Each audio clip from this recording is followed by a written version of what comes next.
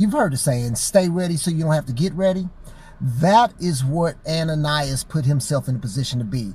And with him doing that, he became one of the most significant, non-talked about people in the Bible. Be prayed up, study up, ready to go. And there was a certain disciple at Damascus named Ananias. Okay. And to him said the Lord in a vision, Ananias. And he said, behold, I am here, Lord.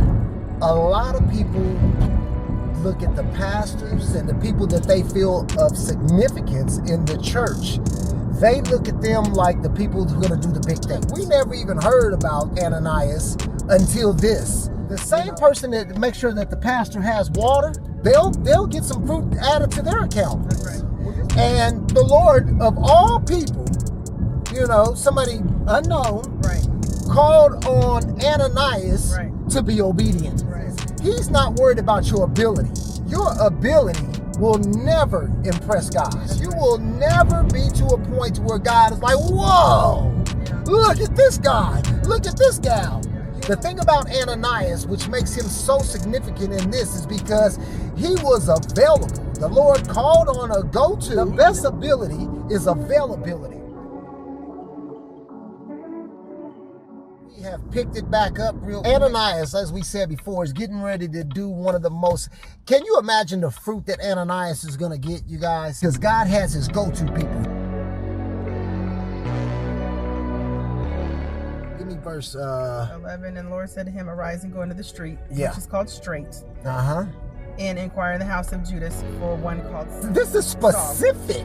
Yeah. He was detailed. That means that Yeah. he must have been in communion with God. Saul at that time was a persecutor of the church.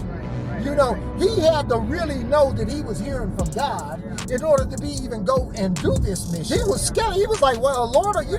Wait a minute now.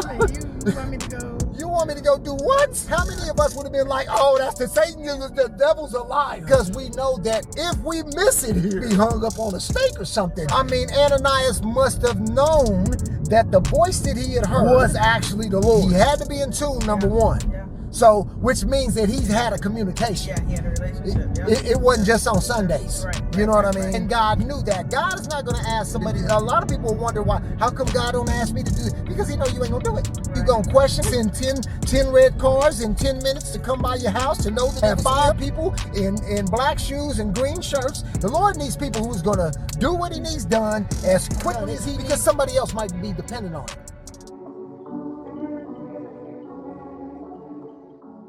Where was I at? I know you was focusing on that. It says you were talking about Jesus. Of course I was talking about Man, I borderline lost it, y'all. Hold up now. Come on, help me, Holy Spirit. Where we at? It's coming up over here on the left. The Holy Spirit? No, the Holy Spirit's with you all the time, baby. I Number said, come on, 330, help me right up. here. Right here? I think it's right here.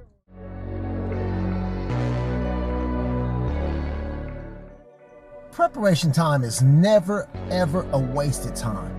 Your calling, whatever position you're at right now in the ministry, is significant. And he who's faithful over little, you'll have more responsibility. The key here is Ananias must have been faithful in his communion with God, because when God said, Ananias, he said, hey, here I am. Because I'm not on stage, or because I'm not leading the choir or singing a solo or giving a prophecy or anything not as significant. That is not true. He has some people that may just be cleaning the bathrooms, but be in tune. God can say, hey, do this now. I need this done yesterday. And he goes and does it. He goes and sows it. Goes in and lays hands. Does what needs to be done when it needs to be done. Never despise where you're at in the things of God or in his ministry, because he sees.